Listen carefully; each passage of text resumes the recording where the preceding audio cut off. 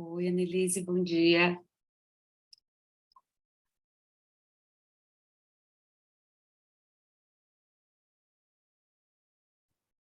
Bom dia, desculpa, eu estava sem o áudio aqui, eu vi que você falou, você acha que a Eveline falou comigo, mas tudo bem. Uma voz do além apareceu. Uma voz da além eu aqui entrando, e aí eu sem áudio. Ai, tudo jóia? Tudo, e você? Tudo bem também. Então, tá bom. Mas ainda faltam uns 10 minutinhos, né? Falta. Vai começar 8h30. Eu fico aqui na sala só para dar uma recepcionada na turma, mas 8h30, né? Então tá, então eu vou Tá, fica à aproveitar fazer umas vontade. coisinhas que eu tenho que fazer aqui para voltar. Eu também quis entrar antes para garantir. Obrigada, até daqui a pouco. Nada, até. Bom dia, vocês me escutam bem? Bom dia, Silvio, tudo bem e você? Tudo ótimo, tudo bem. Eu estou no hotel aqui nos Estados Unidos, mas eu Ai, que estou bacana. tô conseguindo conectar aqui. Que ótimo, seja bem-vindo, Silvio. Que Obrigado, bom. obrigado. O professor Leonardo também é autor do artigo, então se caso caia a minha conexão, Ele vai dar continuidade. ele dá Ele, continuidade. ele é o moderador aqui da sessão Sim, também, né? Ah, então exato, tá. exato, Tá. exato. Que eu não consegui falar, eu mandei uma mensagem para ele, mas eu não Aham. consegui falar. Falei, bom, mas acho que está tudo certo porque ele vai apresentar, né? Sim. A Então tá bom. apresentação eu deixei gravada, né? Então, Isso, tá aqui gravada. isso. Mas é para perguntas, debate, enfim, né? Perfeito, perfeito. Aqui nós estamos com um fuso de horário de 2 horas, então aqui são 6h20 da manhã. Ai, que bom que você conseguiu entrar. Sim, deu certo. Ontem estava passando furacão por aqui, né? Então estava Nossa. meio difícil ontem. Ficou até um pouco sem luz aqui na cidade, né? Ficou 1h30 sem luz, mas depois voltou a luz e vida que segue, né? Que coisa, não? Nós não temos nada disso no Brasil. A gente não tem muita noção, né? É. Isso porque era fraco o negócio aqui. Se fosse forte, daí a semana toda de Mas a caos. ponto de ter que ficar meio alerta, assim, né? Sim, tudo. O comércio ontem estava todo fechado. Nossa, olha isso. É Só a outra parte realidade. só a parte de alimentação e saúde que estava funcionando, né? Mas o comércio, Mas hoje já está normal. parques, enfim, Hoje já está normal. Hoje é normal Ah, porque, como eu falei, era normal porque era fraco, né? Porque se entendi. fosse forte, semana toda. Tá Você está ótimo. onde? Em que cidade? Eu tô em Kissimmee, Isso. na Flórida, né? Perto de Tá. Orlando, perto de E você uma está semana. por um tempo? Não, É uma semana. Não, uma Ah, semana. tá. É só um... Uma semana com a família aqui, Ai, que passeando um pouco. gostoso. Sim.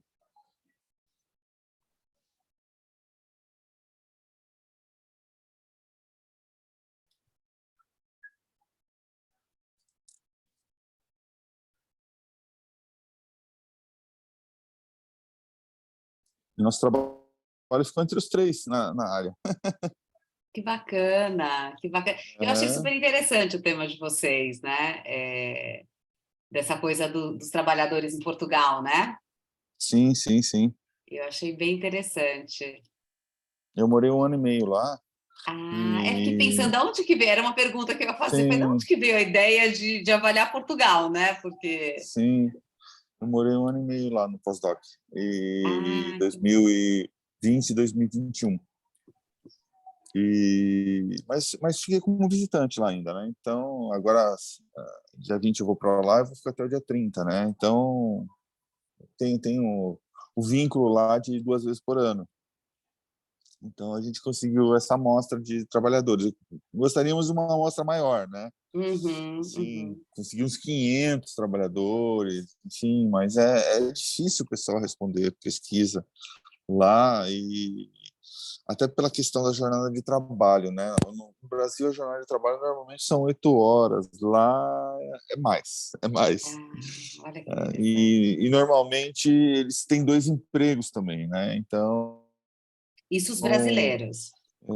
como nos Estados Unidos, né? Ele sai de É, os brasileiros e os trabalhadores operacionais, vamos pensar assim, de uma maneira geral, né? tá. Os trabalhadores operacionais saem de um emprego e vão para o outro, assim, porque lá tem muito assim full time, que são as 8 horas por dia, e tem um part time, que são 4 horas por dia, né? Então ele trabalha num emprego full time e no outro part time. Então ele trabalha em 2 empregos. Ou ele trabalha num full time e faz 2 horas extras ou mais regulares por dia, né? É muito comum isso também na área de turismo, restaurantes, hotéis.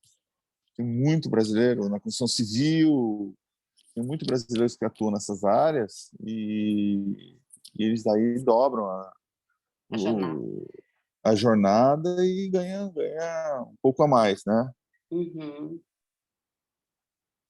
Mas é interessante essa dinâmica. E cresceu muito o fluxo de brasileiros para lá, né? Nós tínhamos ali. Eu lembro de uma época, eu lembro quando eu me Aham, formei, assim, tinha uma época dos dentistas em Portugal, né? Teve tinha. eu lembro, eu tenho alguns amigos que foram até, que tinham família e tudo mais, e Sim, o dentista brasileiro era bem valorizado, então, é, e, e, bem, as pessoas faziam, tipo assim, é o que você falou, dupla jornada, então ele trabalhava num consultório de sim, alguém, depois ia para o hospital e não sei o que, fazia... E eles ganhavam um dinheiro bom, assim, mais rápido do que aqui no sim, sim, Brasil, né? No início de carreira. sim, sim, sim. E aí depois teve um É, movimento, o pessoal não queria mais que fossem dentistas brasileiros para os portugueses, sim, né? Teve um sim. movimento. Porque o dentista lá é médico, É, né? exatamente, ele demora para se Lá, formar. o dentista lá, na verdade, ele não é tão bom igual o brasileiro, porque o E- brasileiro ele tem a graduação de 5 anos como dentista. Isso, Lógico, tem algumas matérias ali de medicina e tal, mas ele é formado desde o primeiro ano como dentista. Lá não, lá normalmente ele faz 4 anos de medicina e faz mais 2 de odonto. perfeito, Então ele é um médico dentista lá, né? exatamente. É. E daí os médicos lá fizeram um movimento e agora o dentista pode atuar lá, mas ele tem que fazer 2 anos de medicina Para validar o lá currículo, é em isso? alguma universidade portuguesa para complementar isso, para complementar a formação e validar o currículo. Exato. Ah, tá, entendi. Diferente, por exemplo, do advogado e do engenheiro civil. Ele não, ele diretamente com o CREA ou com a AB, ele valida lá e pode atuar diretamente lá. Perfeito. É um processo simplificado ali de 1 mês ele consegue atuar como engenheiro ou como advogado em É, Portugal. também É acho rápido. que é interessante, né?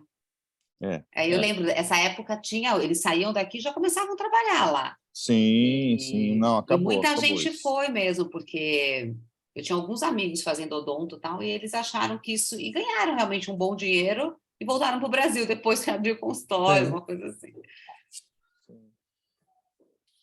Então, Tá. tem algumas profissões que é mais facilitado lá e tem outras que é mais complicado lá.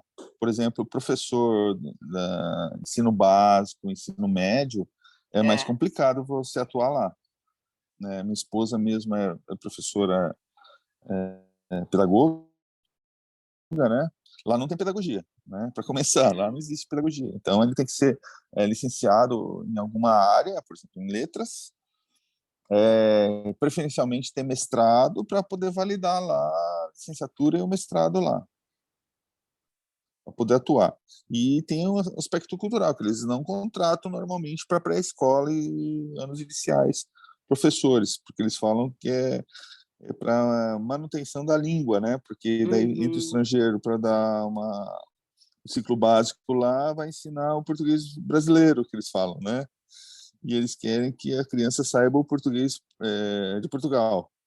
interessante. Tem É. uns 30% de palavras que são diferentes. Sim, e quando eles Além falam do. rápido, você não entende nada, né? Se falar devagar, É, dá para entender, mas mas tem palavras que são totalmente diferentes, né? Por exemplo, isso aqui é uma coisa engraçada, é uma coisa importante, né? Isso aqui é uma coisa fiche, é uma coisa giro, uma coisa legal, uma coisa bonita. Então, muitas palavras diferentes, sabe? Entendi. Além do sotaque, né? Também Então, minhas o duas filhas estudaram sotaque... na escola. elas estudaram? Estudaram na escola lá. Então... Quando eles falam muito rápido, assim, às vezes é difícil de entender. O televisão, por exemplo, né? Um programa de Sim, Portugal. sim, sim. Adoro o Felipe Neto, as crianças. Meu Deus.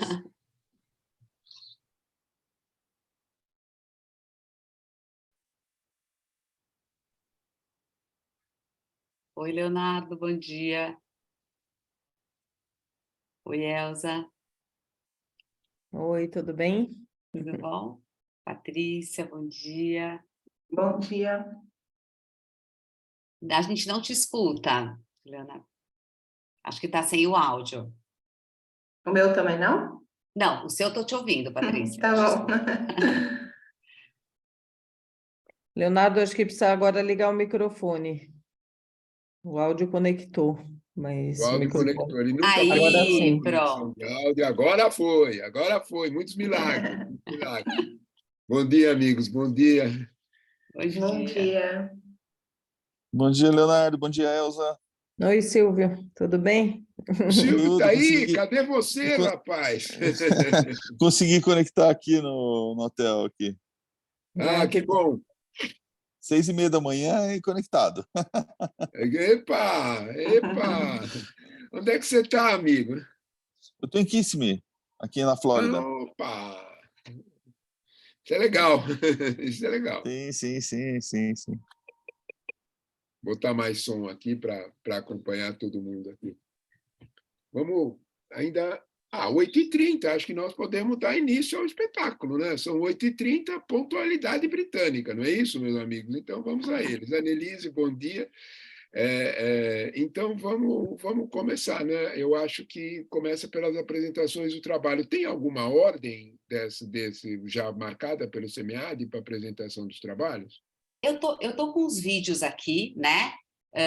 Eu não sei se vocês preferem passar um vídeo de cada vez e a gente comenta cada vídeo, ou a gente passa todas as apresentações e depois faz um debate final. O que vocês preferem? O que você prefere, Leonardo?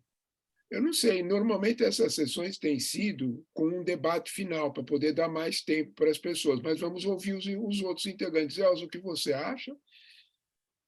Não, acho legal a gente ouvir e depois lançar as perguntas, né? Assim a gente controla mais o tempo. Controla mais o tempo. Silvio, concorda também, meu caro? Concordo, ótimo. Alguma outra oposição, já que nós estamos em plena democracia, salvos delas, então, salvo dos riscos, ninguém mais discorda? Então, minha querida, para mim tá ótimo. então, qual é a ordem que você tem aí?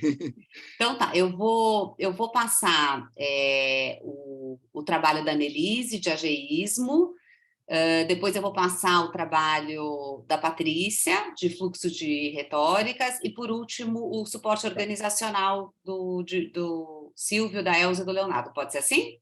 Ótimo, tá tudo certo. Pode. Então tá, eu vou colocar aqui para projetar, gente, vocês me falam se vocês estão vendo, né?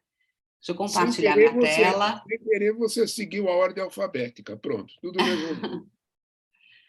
Espera aí, deixa eu colocar aqui. Espera aí.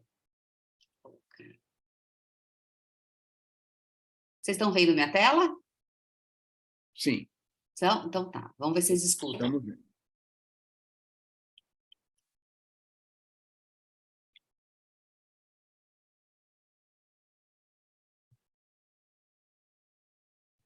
Eu não escuto. Eu também não. Vocês não estão ouvindo? Ouvimos você, Não. o vídeo não. Oi, Eveline, bom dia. Acho que, na verdade, você tem que tirar o compartilhamento e compartilhar de novo com o som. Espera aí, então. Na opção de compartilhar, você consegue marcar o som lá. Espera aí, então. Aliás, bom dia a todos, gente. Estou aqui para dar um dia. Ai, suporte. Fê, que bom! Bom dia, Fernando. Vamos lá. Compartilhar. Daí você Compartilhar com som, entendi.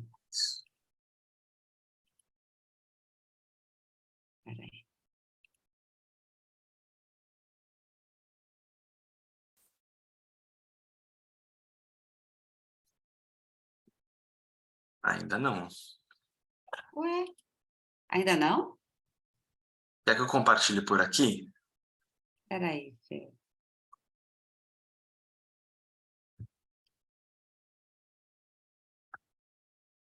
Por que será que não... Compartilhar? Compartilhar com som, né? Aqui embaixo. Isso. Vou tentar uma última vez. Aí, se não for...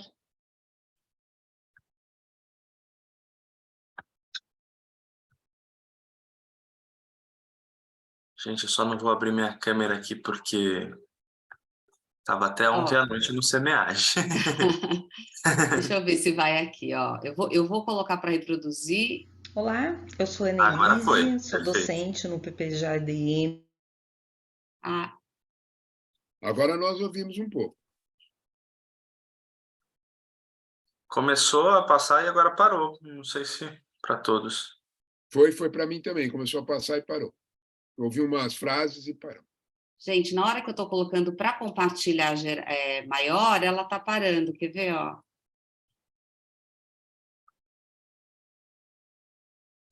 Posso passar aqui, se você preferir. A gente vê se funciona.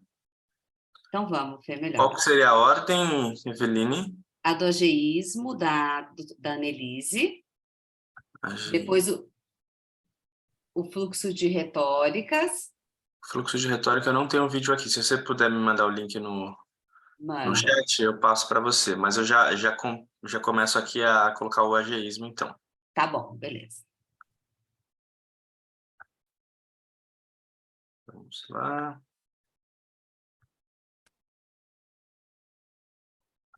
Estão vendo a tela? Estamos. Estamos. Legal. Olá, eu sou a Annelise, sou docente no PPG ADM da UPF. Eu tenho estudado ageísmo ultimamente e aí eu trouxe esse ensaio teórico para o debate, então, que fala do ageísmo ao longo da vida laboral das pessoas. Iniciando essa reflexão, eu trago que o envelhecer faz parte, então, do curso natural da vida, ao longo da vida laboral também. E que o mundo está cada vez mais composto por pessoas diversas e não só relacionado à idade, mas a outras interseccionalidades, como gênero, raça, orientação sexual e tal. Tudo isso é muito natural. O que não deveria ser natural é a criação de estereótipos, preconceitos, discriminações diversas, inclusive as relacionadas a esse curso natural do envelhecimento. Então, o que não deveria ser natural é justamente o preconceito etário, o ageísmo, o etarismo. Então, esses estereótipos e discriminações, que infelizmente são comuns no ambiente do trabalho, devem ser pensados e discutidos nas organizações, buscando a sua mitigação. Com isso, esse ensaio teórico tem como objetivo refletir sobre o ageísmo ao longo da vida laboral das pessoas. Inicialmente, eu destaco aqui o conceito ao qual eu adoto, visto a pluralidade de conceituações relacionadas ao ageísmo, inclusive aqueles que consideram o ageísmo apenas o preconceito relacionado a pessoas mais velhas. Então, eu adoto aqui que o ageísmo são atitudes preconceituosas e estereotipadas que os indivíduos e a sociedade têm em relação aos outros, de acordo com suas idades, o qual nem sempre é explícito. Esse debate eu faço com autores seminais e também com autores mais atuais. Eu inicio o debate falando do ageísmo enquanto construção social, onde ainda tem muita divergência, né, sobre o tema, e onde eu assumo que o preconceito está associado a diferentes grupos etários, por mais que eu não negue que eles acabam acontecendo mais com as pessoas mais jovens e depois com as pessoas com mais idade. Né? O preconceito, então, etário, ele é socialmente construído, principalmente em razão daquela obsessão que se tem na sociedade das pessoas continuarem jovens e belas eternamente. né? E também eu trago que quando a gente vai estudar ageísmo, a gente tem que cuidar para não enquadrar as pessoas apenas em razão da sua idade cronológica, ou seja, né, todas as pessoas da geração X são assim, da Y são assim, da Z são assim. Então, já em 2021, na realidade, antes disso, um trabalho de 2019, mas trouxe aqui a publicação de 2021, eu defendo bastante essa questão, né, que muito além da idade cronológica, tem outras questões que interferem para a gente caracterizar as diferentes gerações, principalmente questões relacionadas ao contexto histórico, político, cultural, social, etc. Então, eu dou continuidade ao debate, falando num primeiro momento das possibilidades para combater o ageísmo em termos gerais, não só nas organizações. Então, a necessidade da desconstrução de ideologias de que o envelhecimento é negativo, maior conscientização da população em relação aos diferentes tipos de discriminação etária e o sofrimento que isso traz para as pessoas, a necessidade da implementação de políticas públicas voltadas ao combate ao ageísmo, a necessidade de pesquisas futuras que tenham sensibilidade em relação à complexidade das desigualdades etárias e a necessidade de se respeitar que tanto as juventudes quanto os envelhecentes são diversos, a diversidade como um todo, e então trabalhando também na perspectiva teórica da interseccionalidade.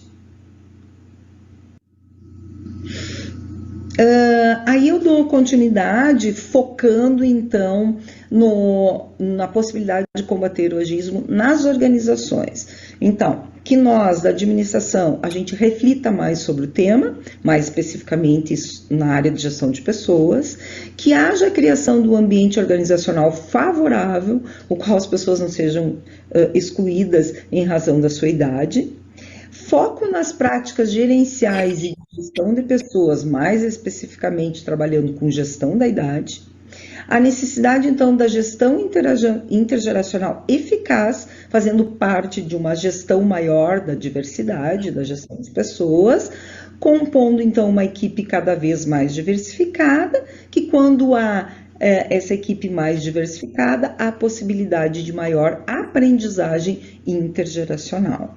Então, se cria nas organizações espaços para maior aprendizagem.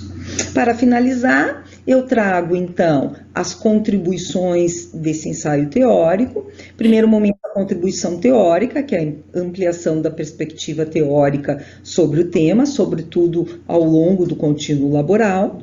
As contribuições, então, práticas gerenciais, onde há o incentivo ao debate sobre o ageísmo, estimulando, então, a implementação de práticas de gerenciamento e de gestão de pessoas, mais especificamente a gestão da idade, né?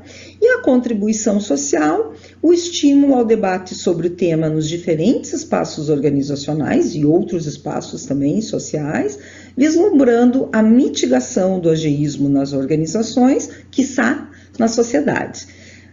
Assim, tem-se como central, de fato, o paradigma humanístico. E, por fim, eu instigo nesse ensaio teórico que mais estudos sejam desenvolvidos, sobretudo no Brasil, devido serem menores, em uma menor quantidade do que os estudos internacionais, e eu trago então um quadro com sugestões para pesquisas futuras, onde sobre ageísmo, né, laboral especificamente, onde aqui no lado direito já tem alguns autores que já trabalharam o ageísmo interseccionado a essas questões que eu aqui coloco, mas que ainda são emergentes.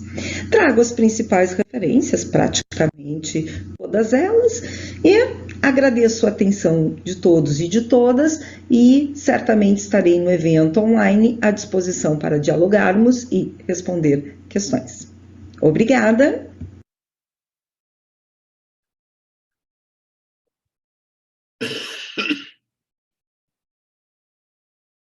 Pessoal, vocês preferem que eu já inicie o segundo vídeo? Isso, pode passar os 3. Tá ok, perfeito. Por favor. Só um segundinho aqui.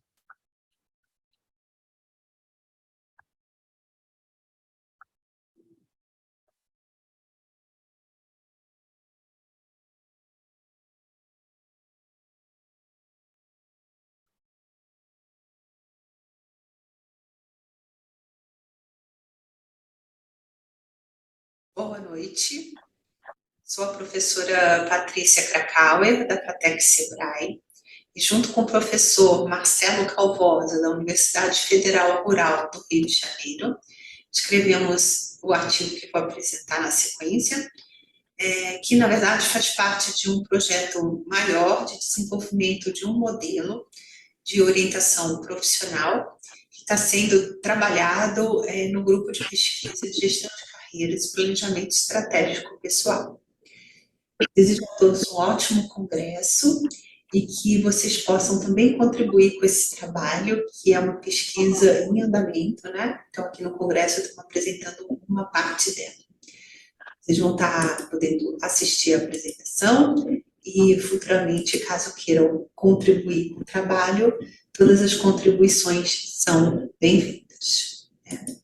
O tema do artigo em questão está sendo apresentado aqui no CENEAD, fluxo de retóricas para a seleção de orientação profissional, a avaliação do modelo por especialistas para o desenvolvimento profissional autodirigido e para a construção de carreira. Os primeiros estudos científicos de orientação de carreira já datam de mais de 100 anos atrás, então não é uma temática recente, porém, com o passar do tempo, com várias mudanças que percebemos aí no mundo contemporâneo, que vão vindo aí no decorrer do tempo, né? Esses modelos sofreram ajustes e há, na verdade, a necessidade de que novos modelos possam vir até para trazer essas mudanças contemporâneas como fatores existentes que estejam interferindo na orientação profissional dos indivíduos, né? Alguns fatores globais que trazem essas mudanças é o aumento de expectativa de vida, diferentes estágios na carreira. As pessoas hoje elas mudam de carreira várias vezes durante a sua vida, né? Aumento de mobilidade geográfica, cultural, mudanças na visão de comprometimento organizacional e até o surgimento de novas profissões como outras possibilidades. A aplicação de processos de princípio de orientação profissional, elas propiciam oportunidades de maior expressão, de ponderação e de aproveitamento do potencial dos indivíduos, né? Esse artigo ele é uma continuidade do anterior, já publicado na edição anterior do próprio CENEAD, né? E que está em submissão em um periódico indexado. Ele possui como questão de pesquisa se especialistas em orientação profissional consideram esse modelo como um instrumento potencial para o desenvolvimento profissional e para a colaboração na construção de carreira, de uma forma autônoma e dirigida, tendo como objetivo investigar a percepção desse grupo de especialistas sobre o modelo que denominamos no momento, né? Não sei se vai ser um nome final, isso depende, na verdade, das pesquisas futuras, mas no momento como fluxo de retóricas para a seleção de orientação profissional. Né? Buscamos como alicerce teórico fundamento sobre essas três temáticas: orientação profissional, carreira, uso de instrumentos autodirigidos e orientação profissional. Como eu mencionei, uma pesquisa que é uma continuidade de um artigo já publicado no CENEAD do ano passado, e com essa continuidade buscou-se, através de um levantamento qualitativo, investigar a percepção de especialistas sobre o modelo de desenvolvimento. Então, trata-se de um estudo exploratório, qualitativo, usou-se como método o levantamento qualitativo com especialistas, e essa fase será o alicerce para a elaboração futura de uma pesquisa Delphi, que é considerada uma pesquisa de predileção de acadêmicos quando se trata de coletar dados com especialistas. Para esse artigo, nessa etapa, né, de validação do modelo, da validação qualitativa, a gente teve a participação de 29 especialistas, né, que são esses que aparecem, né, o perfil aqui nesse quadro. a gente selecionou, usamos 2 grupos, os critérios para a seleção, né, desses sujeitos sociais da pesquisa. O primeiro, gestores, para se obter, então, uma visão empresarial, e no segundo grupo, selecionamos psicólogos e acadêmicos, buscando, então, uma visão mais teórica sobre esse artefato. Para análise de dados, por tratar-se de um levantamento qualitativo, a gente considerou a análise de conteúdo, seguimos os preceitos de Vardano, que concerne a análise de categorias e quantificação de palavras-chave. As categorias elencadas foram definição de orientação profissional, habilidades, capacidade de conhecimento, aprimoramento, associação e representação gráfica. Como resultados para cada uma delas, a gente obteve diferentes resultados, mas como definição de orientação profissional, o que mais despontou, as palavras que mais despontaram nessa categoria, a gente trouxe, então, uma definição temporária ainda, né, parcial, por conta de ser ainda uma etapa do modelo, mas os respondentes consideraram ser orientação profissional um processo que busca fornecer orientação e desenvolvimento dos indivíduos, auxiliando-os no seu desenvolvimento pessoal e profissional, né, em busca de uma tomada de decisão mais assertiva. Sobre a categoria habilidades, capacidade e conhecimento, a unidade de contexto que mais se destacou como a primeira habilidade a ser desenvolvida seria a disposição para aprender, que teve 14 votos, né, entre os especialistas investigados, seguida então por maturidade emocional e responsabilidade, e para a categoria capacidade e conhecimento, percebeu-se que a formação acadêmica foi a mais cotada, seguida pela experiência profissional e formação na área. Próxima categoria investigada foi aprimoramento. Então, para essa categoria, a gente analisou 3 aspectos: as fases, o conteúdo e a sequência. Com relação à fase que mais se despontou na pesquisa, né, que necessitaria de aprimoramento, foi a fase de elegibilidade do modelo, né? Segundo os especialistas, nessa fase, falta ainda um pouco de objetividade, contextualização, e bem como está muito centrado ainda no indivíduo e não no ambiente externo. Então, essas são sugestões de aprimoramento. Isso será, então, validado na segunda rodada da pesquisa Delphi, que ainda vai ser realizada.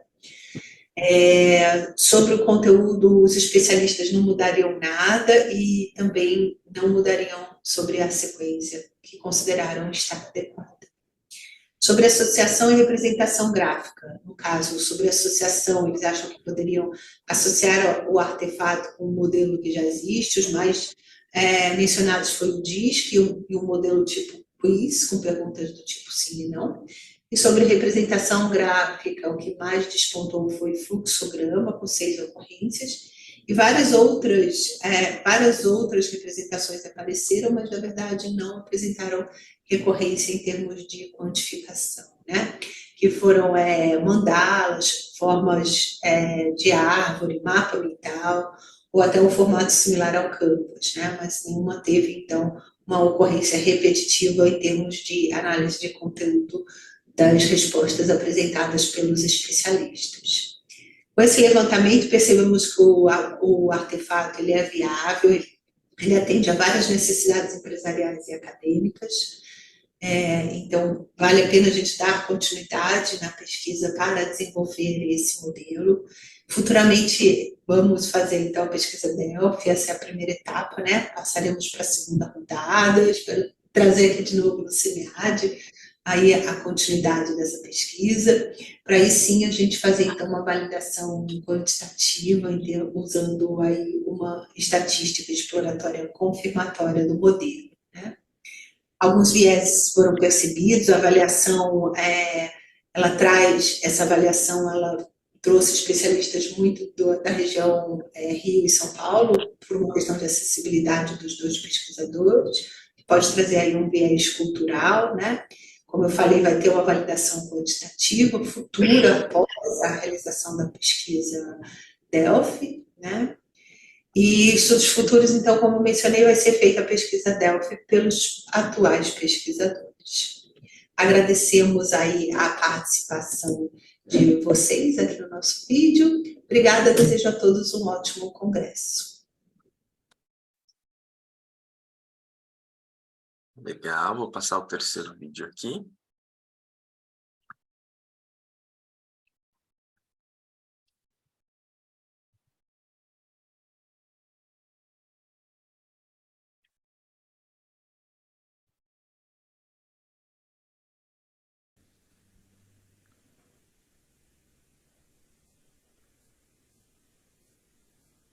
Bom dia a todos e a todas. Nosso trabalho tem como título Suporte Organizacional como mediador da satisfação com a carreira de trabalhadores brasileiros em Portugal. Eu sou o professor Silvio Roberto Stefani, da Universidade Estadual do Centro-Oeste, Paraná, Brasil. E a nossa equipe conta com a professora Elza Veloso, da FIA USP, Brasil, também o professor Leonardo Trevisan, da PUC e SPM, São Paulo, e agradecimentos especiais ao doutorando Lucas Costa, da FEA USP. Esse trabalho surgiu, então, visando analisar e investigar a questão da investigação com a carreira, que é um dos fatores fundamentais para os resultados organizacionais e contribui significativamente para a satisfação do clima organizacional. O suporte organizacional pode ser um mediador importante para a satisfação com a carreira de trabalhadores. O foco desse estudo são os brasileiros que residem e trabalham em Portugal. Nesse contexto, de acordo com a Embaixada Portuguesa e dados oficiais, nós temos legalmente residindo em Portugal mais de 211 mil pessoas, segundo o Serviço de Imigrantes e Fronteiras. Nesse cenário, esse artigo tem como objetivo principal analisar o papel mediador do suporte organizacional na satisfação com a carreira de brasileiros que vivem e trabalham em Portugal. Desta forma, são formuladas as seguintes hipóteses. Hipótese 1. A percepção do suporte organizacional media a influência positiva do ajustamento na satisfação com a carreira? Hipótese 2. A percepção do suporte organizacional media a influência negativa da discriminação na satisfação com a carreira? Então, desta forma, nosso modelo de pesquisa envolve a satisfação com a carreira em relação ao suporte organizacional que a empresa pode ou não oferecer ao trabalhador, e aspectos como ajustamento ao trabalho e percepção ou não de discriminação em relação à sua nacionalidade e em relação às práticas laborais. O método foi um estudo descritivo e quantitativo do tipo survey, e os participantes da pesquisa foram 50 migrantes brasileiros que residem em Portugal, que possuem mais de 18 anos e que estão realizando algum tipo de atividade laboral profissional. Os dados foram coletados por meio de questionário estruturado e dividido em 4 partes, com a escala de ajustamento social.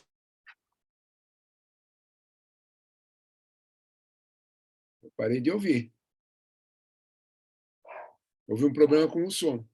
De percepção do suporte internacional internacionalmente. A técnica de análise de dados utilizada foi o PLS-PM, com auxílio do software Smart PLS-3.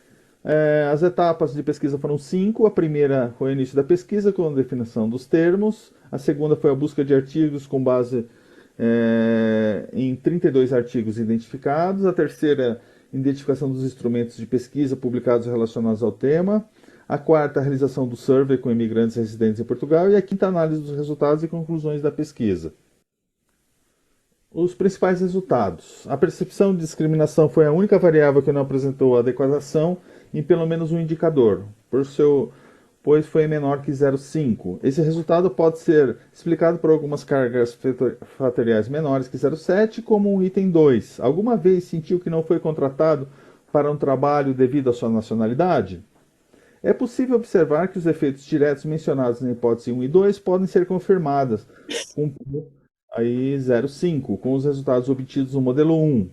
Tanto o ajuste quanto a discriminação possuem um efeito direto na percepção de satisfação com a carreira, sendo o primeiro com uma influência positiva e o segundo com uma influência negativa, assim como previsto nas hipóteses. Esta é uma evidência de que a mediação pode ser considerada como completa. A força de mediação pode ser obtida com base na significância da influência das variáveis mediadoras, assim como sua capacidade de influenciar outras variáveis. Essas duas condições são constatadas na nossa investigação. A confirmação da primeira hipótese é um sinal que evidencia um transbordamento do sentido positivo, visto que muitas organizações estão agindo no intuito de proporcionar um suporte aos imigrantes lusófonos. E estão conseguindo ter repercussões tanto dentro do ambiente exterior ao de trabalho, sendo que tais efeitos podem ser considerados como favoráveis.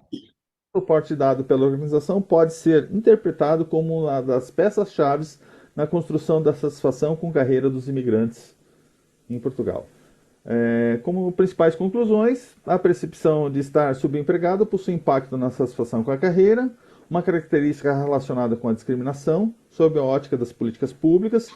Os sistemas de revalidação de diploma podem exercer um papel fundamental na redução daquelas percepções negativas e auxiliar no processo de integração dos migrantes. O processo de validação de diplomas de graduação e pós-graduação pode levar 2 anos até. Em alguns casos é necessário que o solicitante ainda faça algumas disciplinas, e isso pode se alongar para 3, para 4 anos para ter a validação do seu diploma de nível superior. A principal conclusão desse estudo é que as hipóteses propostas teoricamente possuem correspondência contestada empiricamente. O ajuste no ambiente de trabalho possui um papel significativo no desenvolvimento da satisfação com a carreira, ao passo que a percepção de discriminação também possui um papel significativo, mas de sentido inverso, diminuindo a satisfação, inversamente proporcional. Esses efeitos somente possuem uma influência direta na inexistência do suporte organizacional, que age como mediador nos 2 casos. A limitação do estudo está relacionada aos construtos de pesquisa e amostras dos trabalhadores investigados. Contribuições. Reside na apresentação de 2 variáveis que agem como uma balança. Por um lado, o ajuste no ambiente de trabalho. A comunidade pode agir como um potencializador da satisfação com a carreira. Por outro, as pressões exercidas pela discriminação podem minar a satisfação. O suporte da organização, por sua vez, age como uma barreira que controla os efeitos das variáveis anteriormente mencionadas no balanceamento entre os efeitos positivos e negativos na satisfação com a carreira. Práticas gerenciais, tanto a injustiça na demissão quanto a não contratação baseada na nacionalidade são manifestações discriminatórias que podem ser controladas por políticas organizacionais. As principais referências utilizadas no nosso trabalho. E muito obrigado a todas e a todos. O nosso contato, professorsilvio2013@gmail.com. Obrigado a todos. Eveline, professor Leonardo, fique à vontade. Então, tá bem. Olha, nós ouvimos, né, as 3 apresentações, a apresentação da Annelise, ouvimos a apresentação completa do trabalho dos fluxos retóricos, bastante interessante, e esse último do professor Silvio. Então, portanto, eu acho que agora seria a vez da debatedora, né, fazer as suas observações e abrimos o debate a partir delas com as respostas. A professora faz as observações e cada um dos apresentadores conversa conforme as observações da Eveline. Por favor, Eveline. Gente, primeiro, obrigada, Fernanda. Eu não sei o que aconteceu aqui no meu áudio, mas, enfim. Obrigada, Fê. Muito interessante todos os trabalhos, né? Eu, particularmente, trabalho também, estou estudando ageísmo, então achei muito bacana o trabalho da professora Annelise, todas as referências de autores que você trouxe, eu achei muito interessante. Fiquei curiosa para entender um pouquinho mais o conceito de lifespan que você está trazendo, porque me interessa também. Então, depois, se você puder contar um pouquinho, quer dizer, esse conceito das teorias de lifespan que você está usando para fazer estudo, eu achei muito interessante. O trabalho de fluxo de retórica da professora Patrícia também muito interessante. A metodologia Delphi, eu fiquei bem interessada, achei uma metodologia interessante para coletar, junto aos especialistas, a percepção dos especialistas.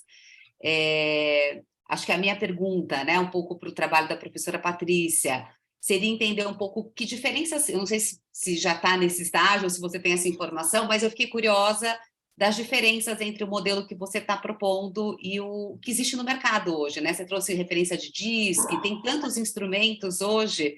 Então, se você pudesse falar um pouquinho a diferença que tem o teu instrumento, eu achei bem interessante.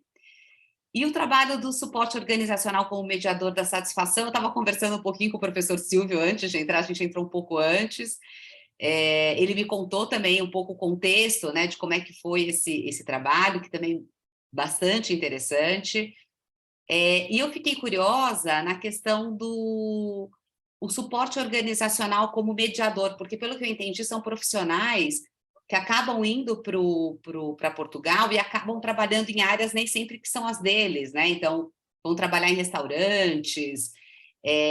O que eu fiquei pensando é que é um trabalho um pouco mais autônomo, talvez, né? O cara vai, trabalha um tempo num lugar, um tempo em outro.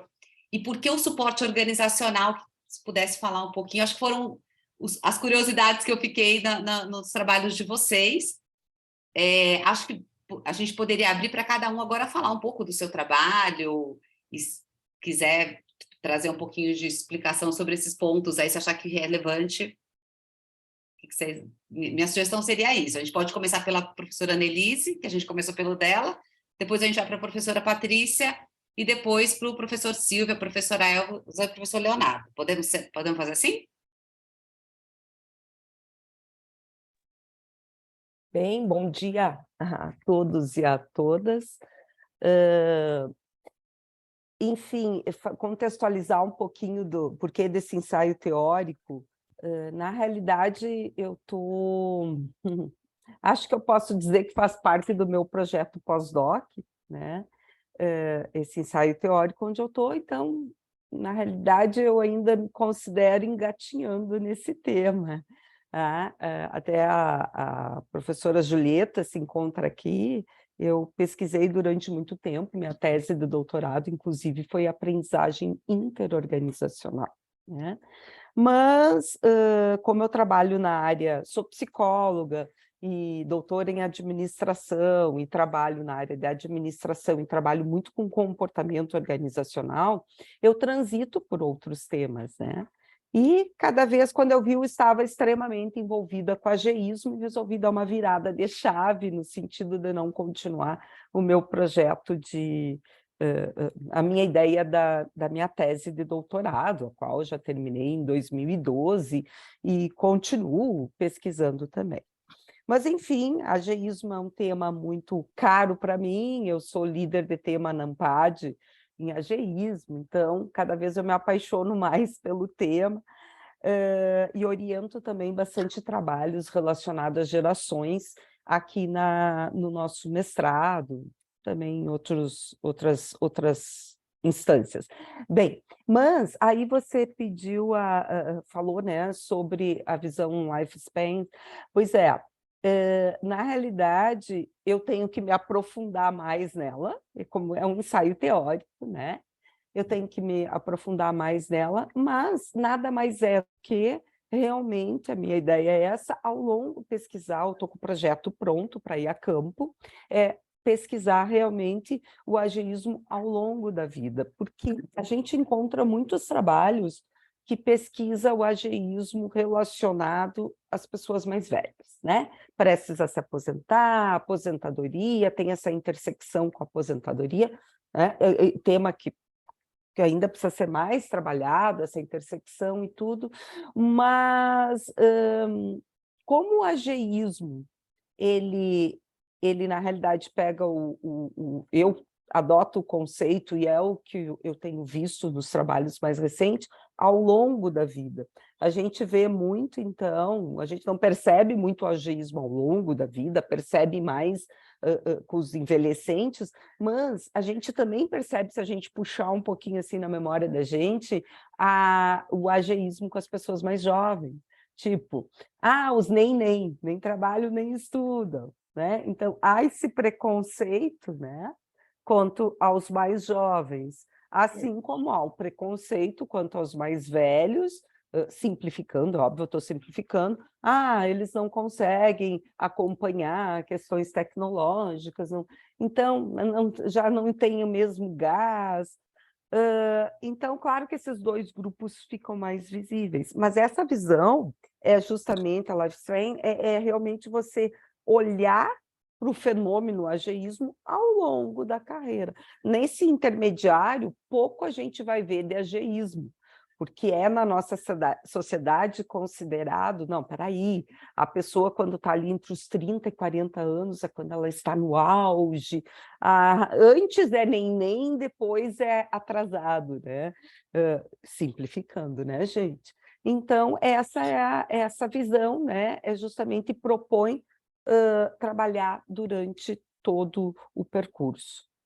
Se a gente voltar assim no nosso início de carreira, eu acredito que muitos de nós sofremos preconceitos, né?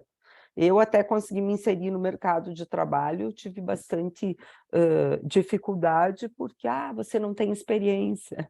E aí, no final da carreira, não, você tem muita experiência e não acompanha tudo que tem que acompanhar. Então, são esses estereótipos que se criam ao longo da vida. Por isso, essa visão, e eu quero trabalhar, de fato, ao longo, ver o que acontece ao longo da carreira das pessoas. Claro, nesse ensaio teórico eu trouxe essa visão das pessoas, no meu projeto eu especifiquei a carreira universitária, de professores universitários. Então, está bem especificado, eu vou a campo, ver a carreira do professor universitário, que tem lá suas especificidades, né? A idade, para nós, é bem vista, né? É bem vista, até um certo ponto, né? Ainda mais com toda essa questão tecnológica, né? Não sei se eu respondi tua pergunta, Felipe. Eu queria aproveitar, não é, e fazer alguns comentários, porque assim ficaria interessante da gente fazer os comentários para cada pessoa, não é? Um pouquinho a minha função de moderador, né? Eu gostei muito do seu trabalho, né? Seu trabalho traz um tema importante, né? Se a senhora olhar para minhas barbas brancas, vai dizer, tem interesse direto nisso, sem dúvida nenhuma, né? Então, é claro que o ageísmo é um assunto que interessa a todos nós, né? Eu gostei muito de que você, de alguma forma, fizesse um trabalho, né, com uma perspectiva mais teórica, que isso é bem interessante, né? Todos nós cuidamos desse aspecto. Então, eu queria fazer para você uma contribuição que eu acho que, como você abriu um espaço, aquela tabela muito interessante que você fez, aquelas 9 possibilidades de estudo, né? Uma das possibilidades de estudo que eu gostaria que você complementasse um pouco mais, não precisa falar agora de jeito nenhum, é só uma ideia, não é? É que nós estamos passando por uma brutal revolução demográfica. Né? Esse aspecto me parece essencial para que a gente olhe, quando a gente olhe para ageísmo, né?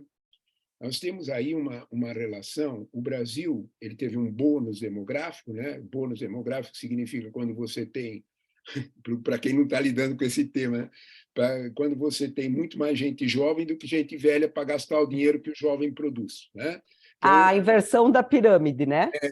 Não é bem isso, né? Mas ela de certa forma, o bônus demográfico ele significa a capacidade produtiva do país. Né? Quando você tem gente que está alcançando uma determinada vida ativa muito forte. Exemplo, Brasil dos anos 70 até os anos 90. Né? Nós tínhamos, por exemplo, né? Nesse período as mulheres tinham 6, parece incrível, né? Hoje para nós isso parece maluco. Né? Nos anos 70 ainda era. As mulheres tinham até 6 filhos por mulher. Né? Hoje nós temos 1,4 e caindo. Né? Basta esse dado para a gente entender o que é bônus demográfico. Né? Então, nós temos mais jovens, mais aptos ao trabalho, com mais velhos. Nós perdemos essa oportunidade, né? E a sociedade brasileira não fez nenhum processo de adaptação a esse envelhecimento. Nós temos, por outro lado, isso é uma primeira contribuição que eu queria deixar para o seu trabalho, sem falar muito, porque eu achei muito interessante aqueles teus 9 pontos, e eu pensei com meus botões, a questão demográfica vai ajudá-la a uma referência um pouco diferente nos seus próximos trabalhos. E o segundo ponto que eu gostaria de comentar com você também, né, é quando você comenta sobre o ambiente organizacional, né, e sobre o problema do ageísmo no Brasil, né? Eu queria te fazer uma observação, né? Essa observação é perigosíssima em termos atuais, né? Muito. Né?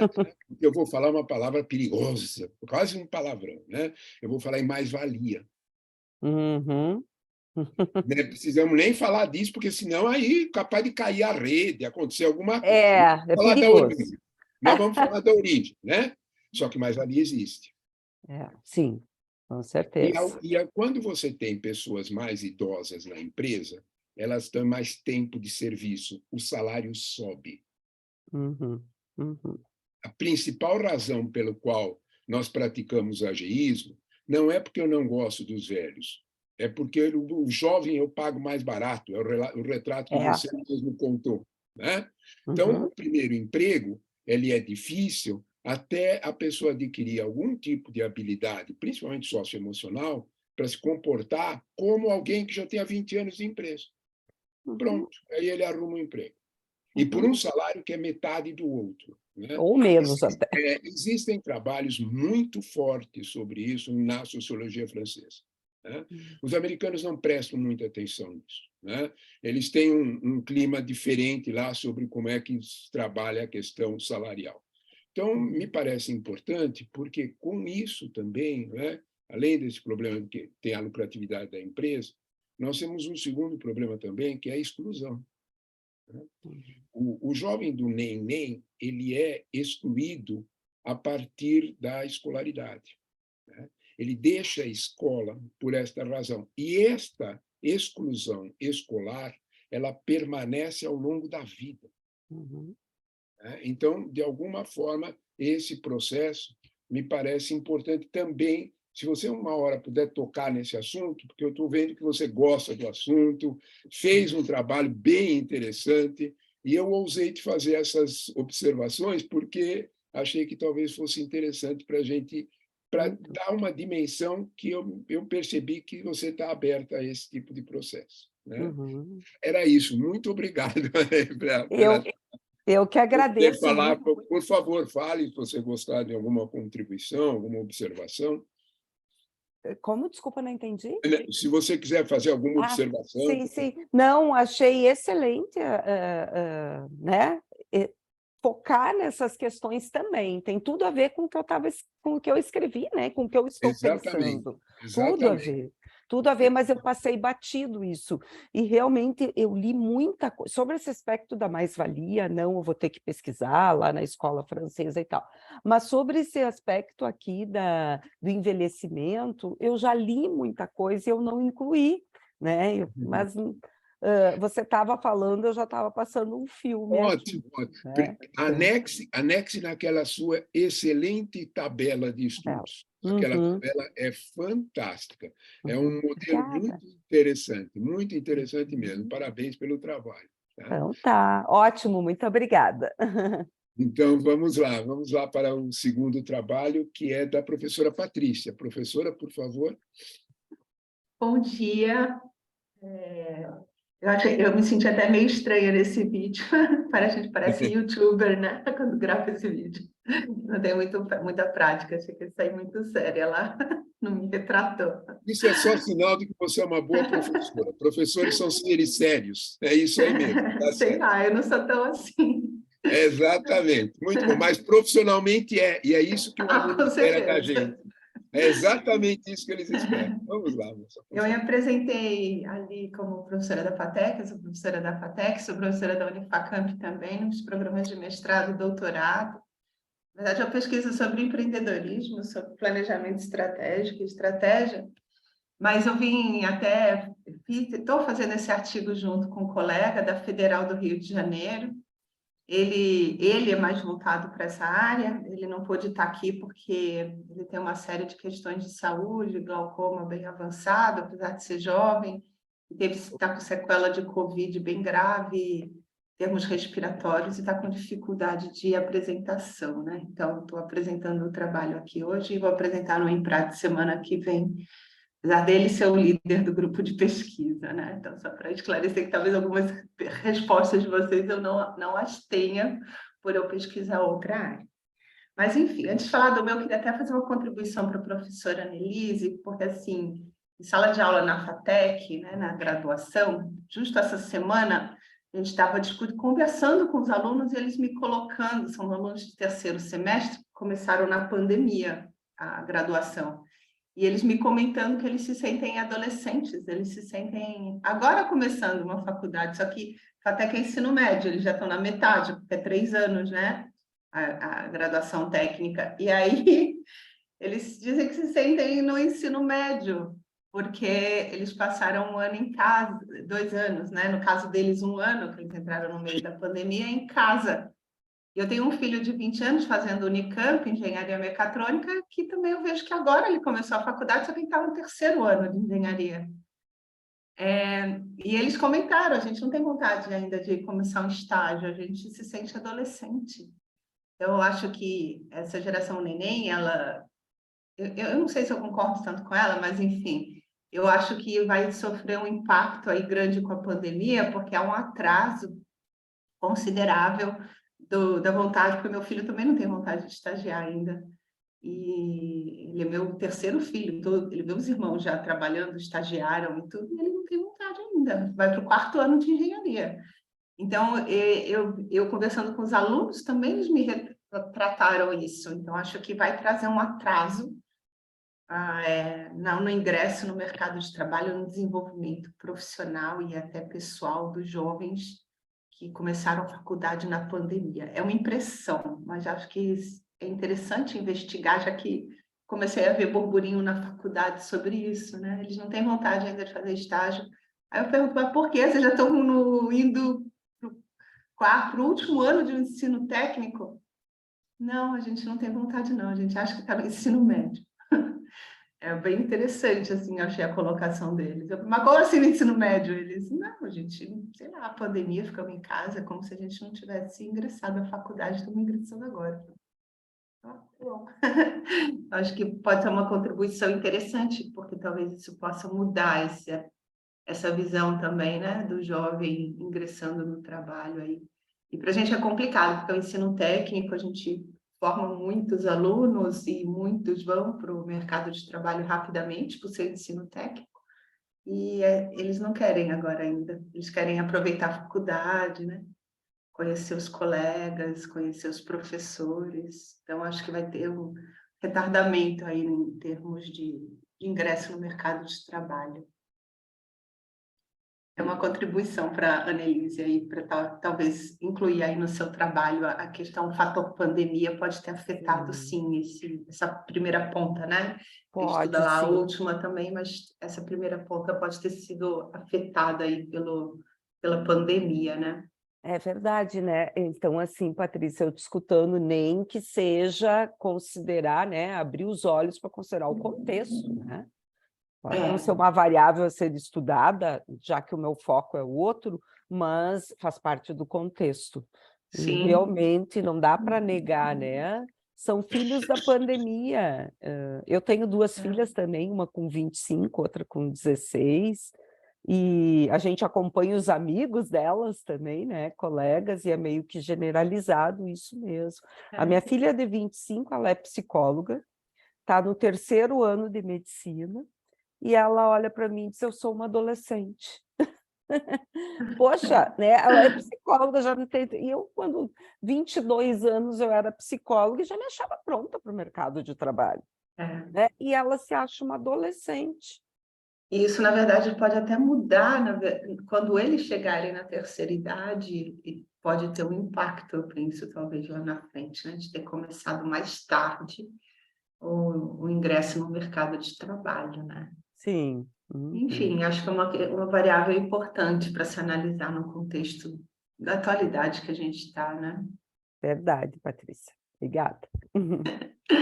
Bom, sobre o meu trabalho, então, voltando aqui, eu estou aqui representando o professor Marcelo, que está com essas questões.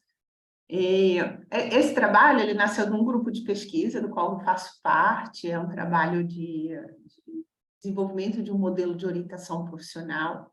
Eu orientei uma mestre agora, né, no caso mestranda, na ocasião, ela estava desenvolvendo um modelo de orientação profissional para o Sebrae. Ela é uma profissional do Sebrae e ela aplicava lá o que eles chamam de mentoria SPOT. E a gente começou a querer entender o que é a mentoria SPOT, como que isso se dá, né? E ela acabou desenvolvendo um processo para a sistematização da mentoria SPOT, porque não tinha.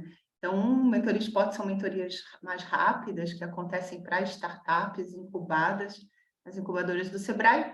E daí ela, só respondendo a moderadora, né, sobre a diferença do modelo com relação a outros, e aí essas mentorias SPOT, elas não eram sistematizadas nem formalizadas em um processo.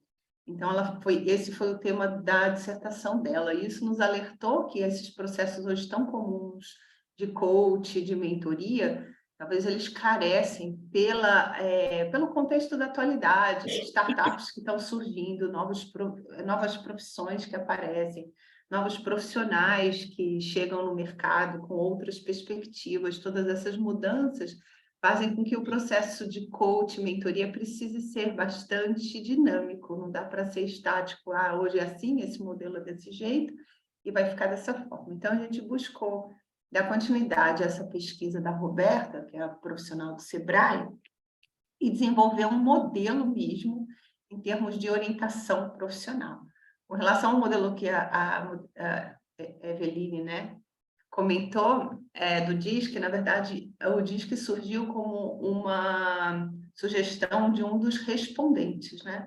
Nosso modelo ele é bem diferente do DISC, porque o DISC ele trabalha com perfil comportamental, e o nosso trabalha com orientação profissional, e ele é bem focado mesmo em orientação profissional, do tipo de desenvolvimento de habilidades profissionais para esses jovens que procuram, então, um trabalho de coach, de mentoria. Porque o DISC e outros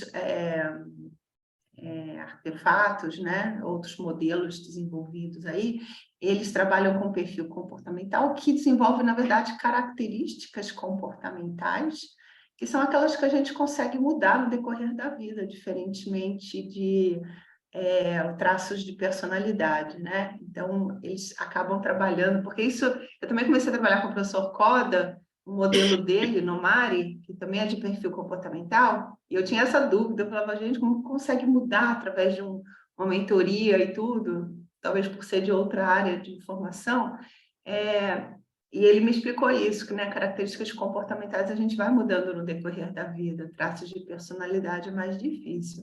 Então, todos esses modelos, eles se voltam para perfil comportamental por conta disso, né?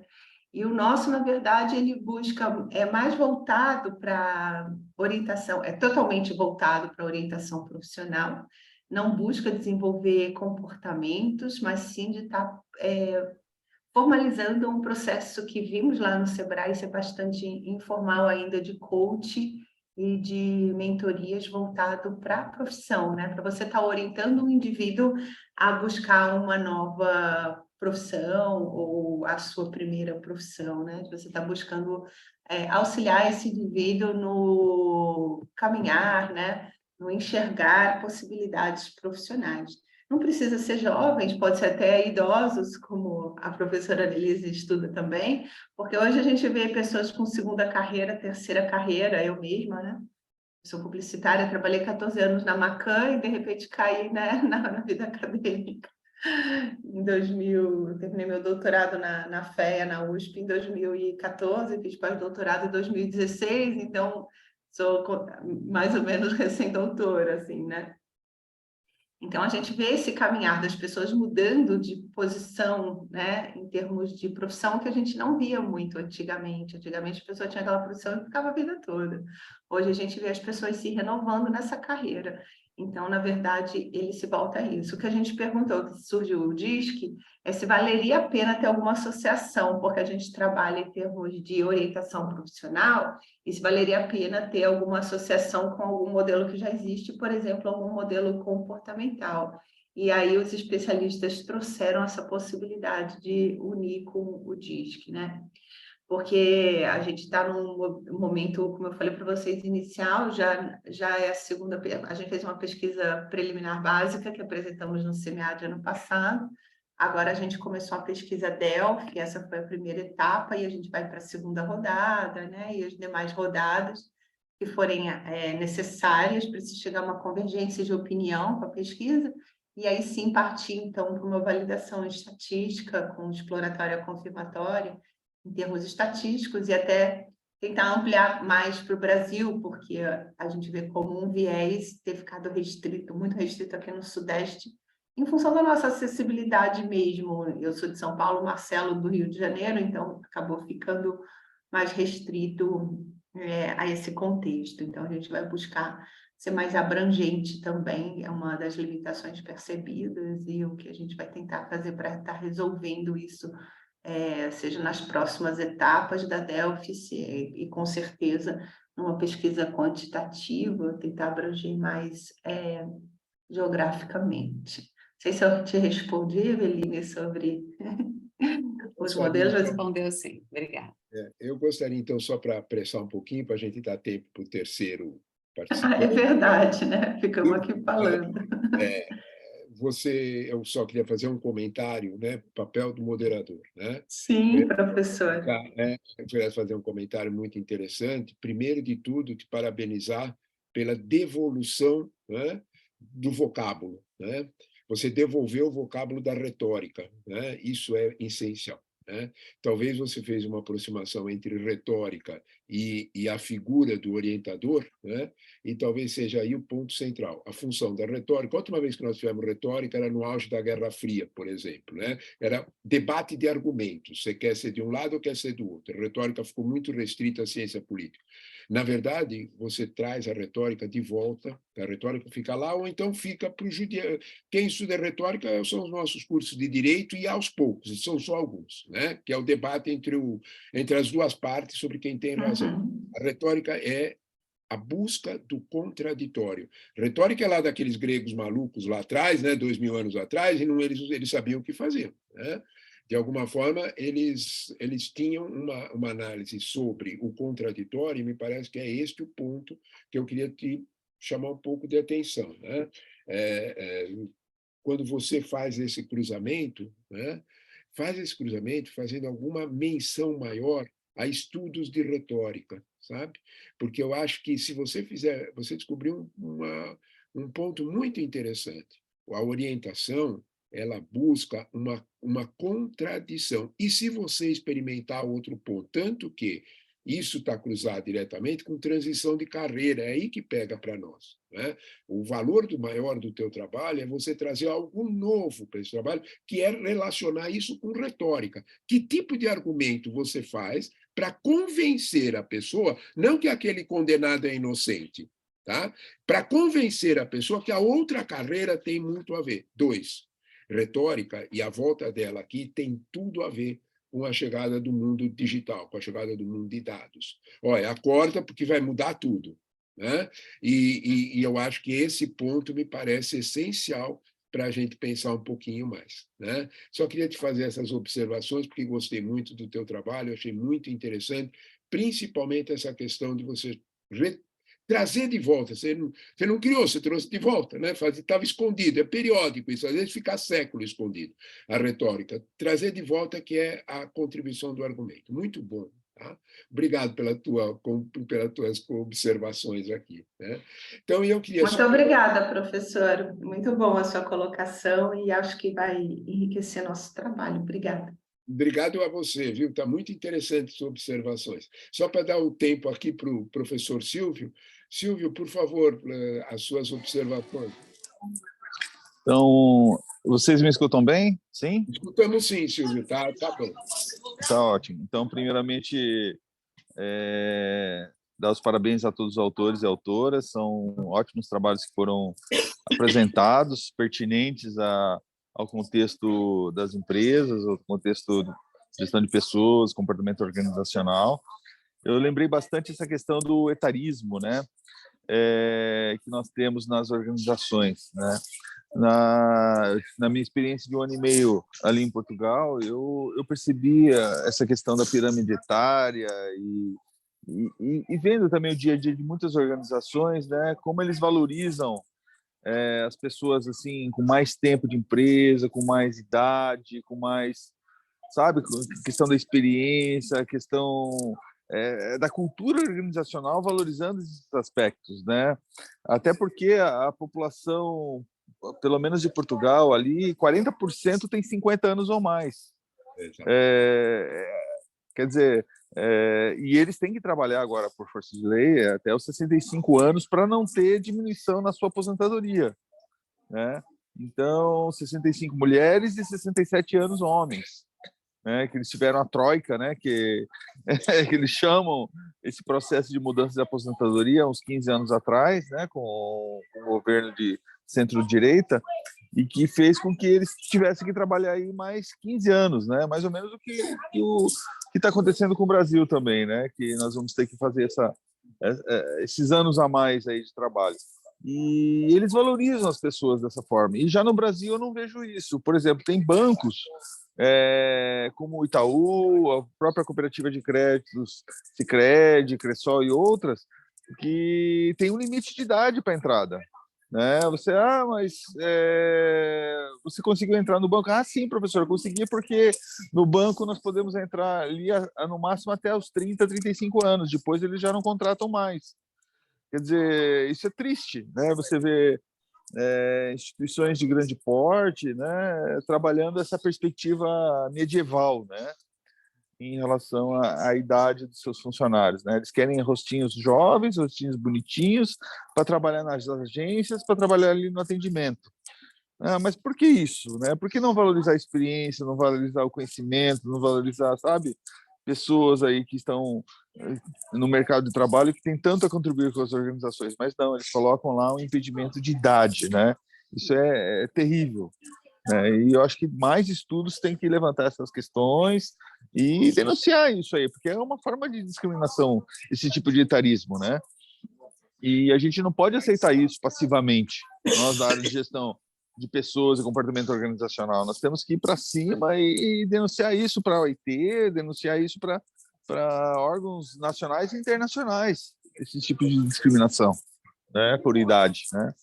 Então, sobre esse trabalho de ageísmo, eu gostaria de só colocar esse ponto a mais do etarismo, né? E também a necessidade de realizarmos aí pesquisas bibliométricas e sistemáticas sobre esse tema, né? Eu penso que nós não temos aí ainda um mapeamento aí das publicações nacionais e principalmente internacionais sobre esse tema, que poderia contribuir muito para o crescimento desses estudos no Brasil sobre esse tema, né? Em relação ao nosso estudo, né, sobre suporte da carreira, né, gostaria de colocar que esse é um trabalho fruto do grupo de pesquisa, professor Trevisan, professora Elza, o doutorando Lucas e eu fazemos parte, né? Então foram várias mãos que trabalharam a idealização dessa pesquisa, a construção desse artigo, e esse já é o segundo trabalho desse grupo de estudos. Nós fizemos um trabalho sobre transição de carreiras, que já foi publicado na revista de administração da Universidade Federal de Santa Maria, e agora esse estudo que já foi apresentado, está sendo apresentado aqui no CEMEAD e já está ali em avaliação também no caderno ZEBAP, ali numa chamada especial, né? E um track dele foi também apresentado em Portugal. Então, é muito interessante essas questões. E a gente viu lá em Portugal, teve a oportunidade de fazer essa pesquisa com essa amostra de brasileiros que atuam e trabalham lá em Portugal, as grandes dificuldades que eles têm em relação ao trabalho, né? Eles muitas vezes têm que trabalhar muitas horas por dia, muito acima das 8 horas diárias, às vezes em 2 empregos, né, para poder ter uma renda razoável, né? E poder mandar muitas vezes aí uma parte dessa renda para suas famílias no Brasil, né? Nos últimos anos nós tivemos um crescimento acelerado de brasileiros indo trabalhar e morar em Portugal e outros países da Europa, né? Saltando aí de 150 mil para hoje, estima-se, formalmente nós temos 211 mil, mas estima-se que chega a 300 mil brasileiros que estão morando em Portugal, né? E recentemente, há uns 20 dias atrás, foi aprovada uma lei também para imigração para trabalho em Portugal. Então, o brasileiro pode ir no consulado, pedir um visto de até 120 dias, podendo ser renovado por mais 120 dias para procurar emprego em Portugal.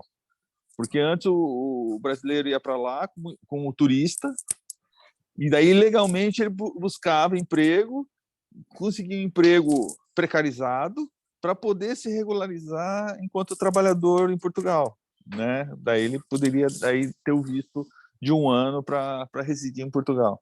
Quer dizer, ele aceitava qualquer salário muitas vezes, né? Qualquer trabalho.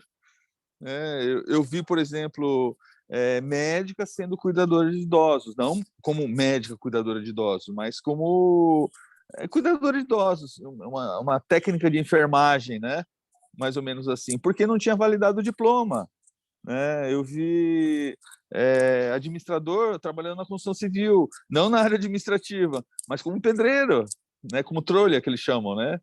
Por quê? Porque queria se relegalizar primeiro, né? Como trabalhador em Portugal, ali 1 ano, para depois buscar alguma coisa na sua área, né? Então, essa situação é difícil, né? A gente vê, e que se a empresa não tiver um suporte, né? Não tiver ali um papel mediador de suporte e ajuda a esses trabalhadores, realmente eles vão ser mais explorados ainda, né, do que eles já são, né?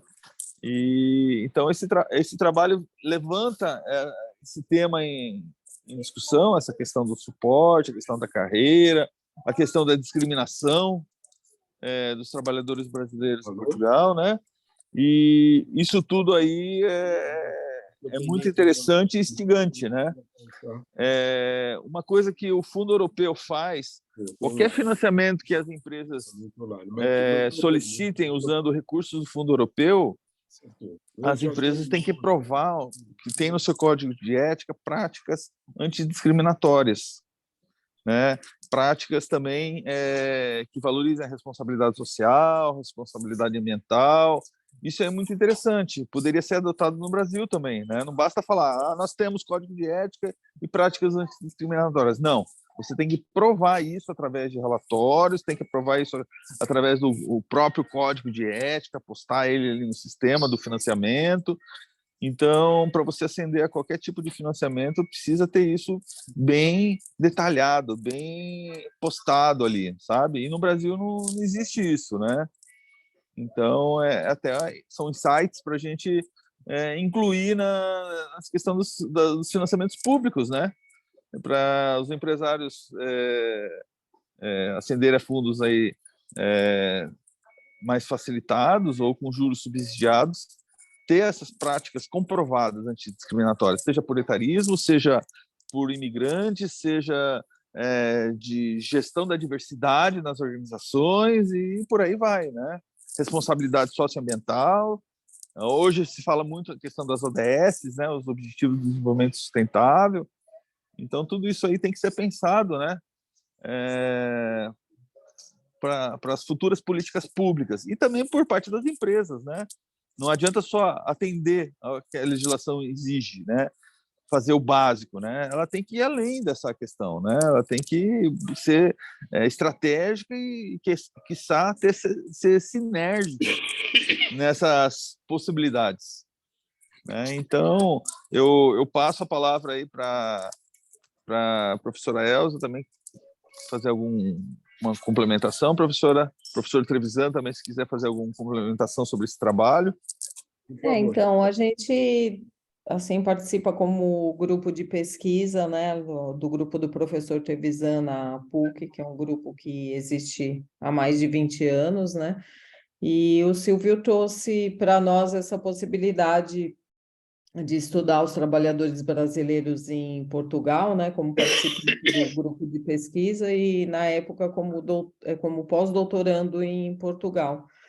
E respondendo um pouco a tua pergunta, Eveline, o Silvio participava de um evento, né? Silvio, me corrija se eu estou errado, se eu estiver errado, ele estava num evento de trabalhadores brasileiros em Portugal. Então, junto com o Lucas, que é o estatístico, nós tivemos a oportunidade de selecionar pessoas vinculadas a empresas. E por isso o suporte organizacional entrou, né? Além disso, nós utilizamos uma dissertação de mestrado que tinha sido feita lá em Portugal sobre esse tema, né? Porque aí a gente pegou também essas questões mais contextuais, né? Além da experiência do Silvio. Então, nós adaptamos o instrumento de pesquisa dessa dissertação, né? Que considerava o suporte organizacional, e aí nós adaptamos, fizemos uma escala um pouco mais padronizada, né? E o Silvio aplicou. A gente teve uma limitação de respostas, né? Como sempre, aqui em Portugal, a gente acabou ficando com uma amostra de 50 pessoas, né?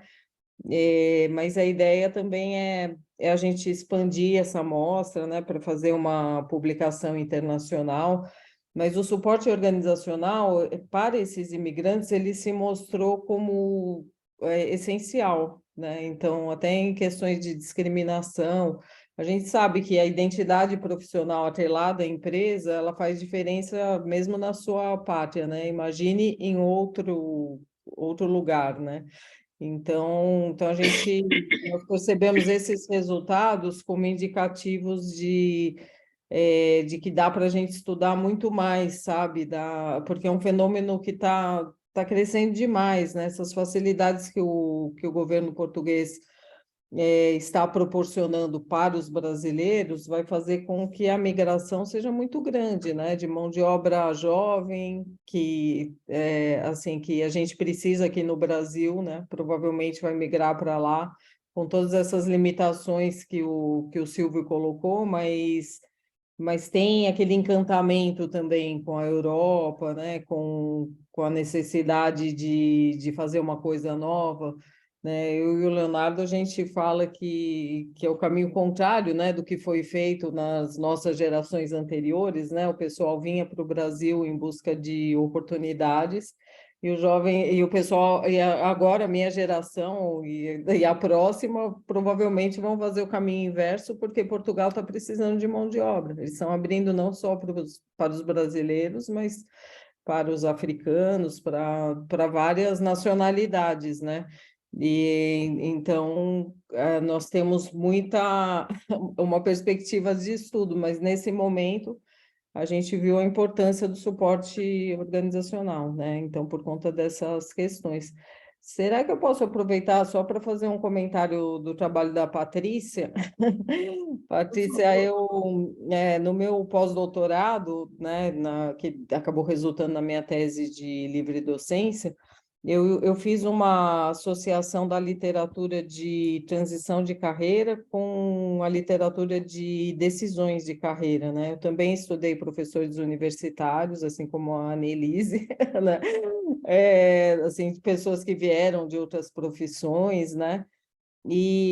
Assim, uma das coisas que eu descobri na literatura é que os processos de orientação eles ajudam muito na sensação de assertividade das decisões, né? A pessoa sentir que foi orientada faz uma diferença muito grande, né? Assim, na maneira como ela se sente depois em relação à decisão que ela tomou, né?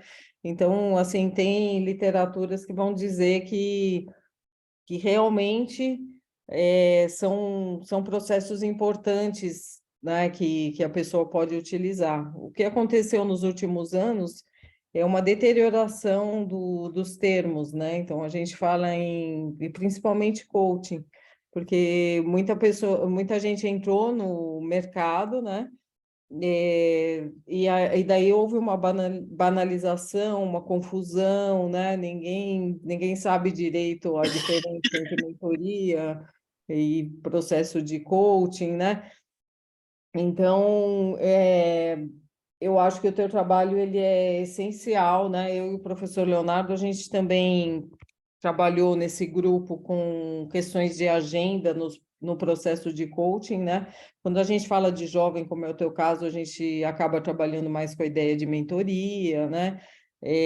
Mas eu acho que, como você frisou várias vezes, assim, ó, estamos falando de processo de orientação, né? Tem uma separação entre personalidade e comportamento.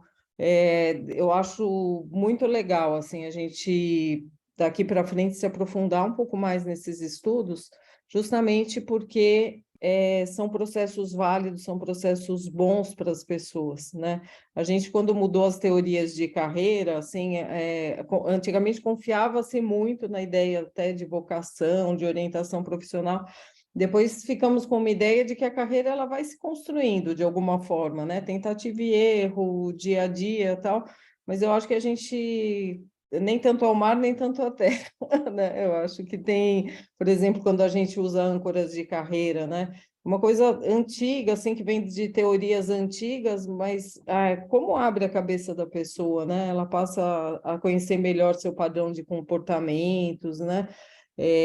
Então, eu acho muito legal o trabalho do teu grupo de estudos, né? Uma pena que seu líder não possa estar aqui com você, como eu estou aqui com o professor Leonardo, né? Que é o meu orientador do mestrado, tudo. Mas a gente fica feliz de ver esse tipo de trabalho, né?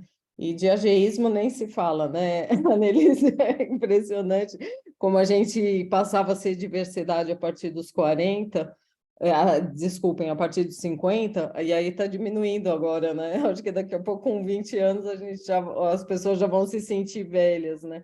E eu comecei a minha carreira acadêmica estudando junto com o professor Leonardo, a entrada do jovem no mercado de trabalho e a discriminação que eles sofriam, né, há mais de 20 anos atrás, né?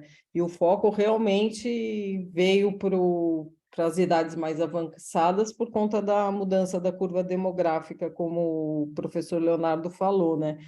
E daí, nos nossos estudos sobre gerações, eu concordo com você que, assim, eu também estudei bastante gerações, mas a gente generaliza muito, né? E acaba não olhando o indivíduo e seu contexto, né? E a situação que envolve a carreira com certas particularidades, né? Então, toda tipologia tem seus riscos, né? Então, teu trabalho é muito legal. Acho que como pós-doutorado, assim, se você conseguir ter esse olhar mais fatiado, assim, que foi o que eu entendi um pouco do teu trabalho, né? Não olho só o pessoal com mais idade, nem o pessoal com menos idade, mas eu vou olhar as diversas possibilidades, né? Eu achei muito legal, inclusive a literatura, né? Que você trouxe. Então, foi isso que eu... Pronto, Olha, falei. muito legal, Elza, você fazer esse comentário, né? Porque, primeiro de tudo, né, fazendo na ordem do que você falou, só um comentário rápido, né, para devolver ao Silvio. Primeiro de tudo, é aquela observação que o Silvio fez agora há pouco, né? A média de idade em Portugal é 50 anos, né? Então, é um país que ou ele acorda que ele não tem jovem e o jovem vai embora, a média de idade ele precisa, né? Ele precisa de força de trabalho, né? A segunda é uma visão mesmo de se inserir na social-democracia europeia dos novos governos portugueses. Me corrige, Silvio, se eu estiver errado. Mesmo a direita portuguesa é um outro tipo de direita, né? É uma direita mais assim voltada para uma preocupação com esse tipo. Acho que ele tem razão de porquê, né? E estamos mesmo fazendo a viagem de volta. O problema é quem está fazendo essa viagem de volta, né? É esse o problema. O imigrante que vinha para cá, os nossos avós, né? Acho que nessa sala aqui, se eu perguntar quase todos, né? O que seriam os meus avós e os seus bisavós, porque eu sou mais velho, né? Então, os seus bisavós, todos eles, né? Vinham para cá com a família inteira, é aquela clássica imagem do imigrante, né? Era uma mudança de vida, uma mudança de vínculo, ele trazia todo mundo. Né? Ele vinha para cá para usar uma expressão que nós deixamos pejorativa ao longo do tempo, fazer a América. Né? Isso era muito comum entre os italianos. Então, de alguma forma, é diferente hoje. Né? Diferente hoje é a busca de uma oportunidade para a pessoa. São coisas diferentes. Eu acho que Portugal se aproveita exatamente disso. Não sei se eu estou certo, Silvio, tá? Mas depois você comenta. Eu acho que isso é bem interessante. E é claro, né? Esse teu comentário sobre o ageísmo é fundamental. Nós temos aí uma situação sobre o ageísmo que é bem complexa, né? E ele tem a ver exatamente com aqueles vínculos com os jovens. Silvio, você gostaria de fazer um comentário acima do que a professora falou? Por favor. Não, eu penso que é isso, professor Leonardo. Nós temos aí um cenário bastante turbulento em termos de relações laborais, né?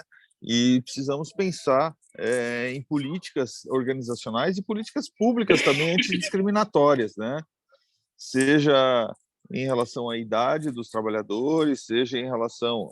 A idade, eu digo assim, tanto o trabalhador jovem quanto o trabalhador mais velho, né? Nas duas esferas, né? Então, precisamos pensar nessas políticas, né, organizacionais e políticas públicas que valorizem os trabalhadores de todas as faixas etárias, né? E busquem investir bastante na questão da formação, porque o que eu vi, né, por exemplo, falando novamente de Portugal, lá, as empresas são obrigadas, por lei, a oferecer 50 horas de treinamento por ano para todos os trabalhadores das suas empresas. Quer dizer, é muito interessante isso, né? E nós não temos nenhuma lei assim que favoreça esse treinamento, né, para os trabalhadores. Então, muitas vezes a pequena empresa não quer treinar, não quer, é custo isso, né? Não quer capacitar o seu trabalhador, não quer trabalhar a formação do seu trabalhador, que é já o trabalhador formado. Só que aquele que vem do ensino médio ou aquele que vem do ensino superior, né, não tem a formação profissional necessária. A empresa precisa investir nessa formação. Então, são outras questões também que são pertinentes e que são importantes a gente pensar, né? Conhecendo essas outras experiências internacionais e ver o que falta no Brasil, né? Falta muito, né? E a gente, tanto em termos como professor universitário, quanto gestor, quanto cidadão crítico, né? Precisa levantar essas questões para trazer o que tem de bom para cá, né? E também exportar o que tem de bom daqui para fora, né? Eu acho que esse movimento é importante e é necessário, né? É isso, professor. Olha, se você... Só uma coisa, a Julieta colocou contribuições muito legais no chat, né? Não sei se dá tempo, professor Leonardo, da gente abrir dá tempo, 3 minutinhos para a Julieta falar. Por favor, vamos deixar, vamos sim, esse é o objetivo, dá tempo sim, nós temos mais 5 minutos, dá tempo, por favor, Julieta. Deixa eu ver se estão me ouvindo, me vendo, está tudo certo? Estamos sim, funcionando bem. Prazer, sou Julieta, também mais ou menos recém-doutora, né? A professora Annelise foi da minha banca da minha tese, então a gente tem um percurso assim de pesquisa que sempre foi na área de redes interorganizacionais. Mas justamente quando eu estava do meio para o fim do doutorado, eu trabalhava numa empresa pública, os Correios, e, na realidade, eu fui estimulada de uma forma muito, primeiro delicadamente, depois um pouco mais incisivamente, a deixar um lugar para os mais jovens, né, por um problema de reestruturação. E isso, assim, na época foi bastante difícil, porque eu estava extremamente produtiva, né, fazendo doutorado com contribuições para a empresa. E, então, a gente sentiu na pele realmente essa questão. E aí, junto com os próprios estudos de você começar a olhar para fora, né? A União Europeia, recentemente, já está se cogitando a aposentadoria aos 70 anos. Sim. Então, você vai ver que cada vez mais você vai ter esse público. Então, eu falei assim, bom, já que, né, e eu tive a oportunidade de fazer uma transição, né, sair da corporação para ir para o mundo acadêmico, que eu adoro, né, eu faço isso por gosto. E hoje eu pesquiso, né, na área principalmente da inovação, mas isso leva à questão de como os old workers, né, podem afetar o problema da inovação. Só que as organizações, pelo que eu tenho conhecimento no Brasil, não têm consciência, ou eles estão assim, tipo, vão fazendo assim, mas eu sinto que existe sim ainda uma inconsciência, ou falta de conscientização do fato de que daqui a pouco nós vamos ter uma grande massa de trabalhadores 50 a mais. E a questão, aí vem o outro lado da moeda. Se as organizações não estão preparadas ou não estão preparando, eu também vejo outro posicionamento dos 50 a mais também, assim, bom, faltam 2 anos para me aposentar, então agora eu também não quero mais ser treinada, não. Muitos colegas, né, eu via isso na empresa, que ofereciam treinamentos para a gente, mas eu não vou fazer, para que eu vou fazer? Faltam só 2 anos para eu ir embora. Bom, como eu já estava engatando um outro caminho, que é o caminho da academia, claro, tudo que era curso, né, eu ia fazendo, e mais eu sinto essa necessidade de nós, 50 a mais, né, atualmente estou com 62, de estarmos antenados, e talvez com um pouco de dificuldade, mas procurando nos pelo menos se inteirar das novas tecnologias, né, metaverso, inteligência artificial, essas coisas todas. Mas isso vem também muito da cultura, porque a cultura nossa, eu fui educada assim, bom, eu vou me aposentar aos 55 e aí eu vou curtir a vida, vou viajar e tal. Só que a realidade agora não é mais essa, né? Outra, porque nessa idade eu acho que muitos de nós ainda temos, né, muito ainda para contribuir com a sociedade, e isso, a gente não pode ser peso para a sociedade, e esse é um problema. Eu sinto que muitas vezes a sociedade nos vê como peso, quando ao contrário, o que nós temos que mostrar é que nós temos muito ainda a contribuir para aumentar a capacidade produtiva né, da nação, se a gente puder dizer assim. Mas, enfim, eu achei assim, super bacana de estar aqui nesse fórum, né, assim, de trabalho específico sobre etarismo, eu tinha visto só o trabalho da professora Annelise, mas eu vi outro sobre aprendizagem intergeracional, que é também um tema bastante importante, e eu vejo que a academia, ela precisa, que ela é o que pode dar esse start, né, juntos aos formuladores de políticas públicas, porque as organizações, elas estão naquela rotina do dia a dia, elas não têm tempo, não querem pensar, para elas o que importa é o lucro, é isso, né? Então, precisa ter alguém que tenha essa visão mais global, e eu acho que a academia é o papel dela, né, de repente ajudar na formulação de políticas públicas, pensar, porque quando, né, como o professor Silvio falou, em Portugal tem essa legislação, quando existe uma legislação, as empresas vão se adequando, né, então era isso, mas eu agradeço aí pela oportunidade, eu falei um monte pelo chat, desculpe, mas no sentido assim, eu acho que a gente pode, sim, depois de 50, 60, 70, tem professores com 80 anos ainda contribuindo, né? E, então, eu acho que é um momento, assim, de a gente tentar, eu acho que ajudar não só o nosso país, mas de uma certa forma, eu acho que o mundo todo, porque a população está envelhecendo, graças a Deus, muitos com muita qualidade, né, e talvez motivar o que eu tenho visto mais a nível de indivíduo é esse mindset que a gente aprendeu. 55 anos eu vou pendurar chuteiras, então eu não quero mais saber de nada, eu vou curtir a vida. Só que assim, né, a grande questão que talvez eu acho que o trabalho é a coisa que te mantém, né, com gás até o fim. Então, se você puder estar produzindo, contribuindo, vamos em frente. E eu vejo o papel da academia, esses trabalhos que apareceram aqui nesse fórum, de extrema relevância, né? E vamos em frente, tá? Obrigada, gente. Olha, como vocês veem, não é? O ageísmo tomou conta da nossa discussão em todos os trabalhos foram contaminados. A demografia manda em tudo, né? Se a gente olha bem, de alguma forma, Eveline, não há dúvida nenhuma. Só para a gente terminar, né? Eu tive um contato há algum tempo atrás, por outras razões, né? Com um médico do Hospital do Servidor Público aqui de São Paulo, né? E ele estava falando e tal, e ele falava sobre as idades e tal, e eu fui batendo os olhos nos dados que ele falava, e as idades que ele considerava normal era 75, 80. E aí eu perguntei para ele quando é que ele considerava. Não, nós temos um andar para velhos, que é só um específico, são aqueles que têm mais de 90. Ponto. Né? Antes de 90, o médico não considera velho. Ele acha que é uma possibilidade infinita de tratar exatamente. O médico não, e, olha, ele está lidando com a natureza, né? Ele está lidando com, né? A natureza é a dona da bola, né? Ela acabou para você, acabou para você. Acabou para você é aos 90, né? Ele está lidando com isso. Tem uma categoria sobre isso, né? Eu acho que isso é importante. A tua contribuição, Júlio, é essencial for você lembrar para todos nós a necessidade de políticas públicas. Este é o ponto. A universidade brasileira só vai perder importância se ela parar de cuidar de políticas públicas.